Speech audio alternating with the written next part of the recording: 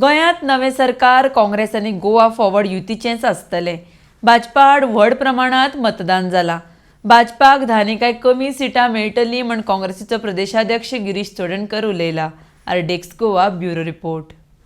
गेल्या इलेक्शनाक तांकां 13चेर पावले, तरी आसतना तेणी सरकार गोंयच्या लोकांचेर लादलेलो आनी आयज म्हाका दिसता जो असेसमेंट सगळो मेळटा तो बिलो 10 बीजेपी पावतली।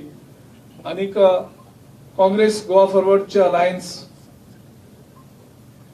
चे एक नवो सरकार गोंयकार डिसायड केल्ले आसा आनी गोंयकारांनी तेका डिसायसिवली वोटिंगय केल्ले आसा। आमकां जो एक फीडबॅक सगळ्या कडल्यान मेळटा त्या फीडबॅका प्रमाणे गोंयकारांनी आपलो वोट स्प्लीट केल्लो ना।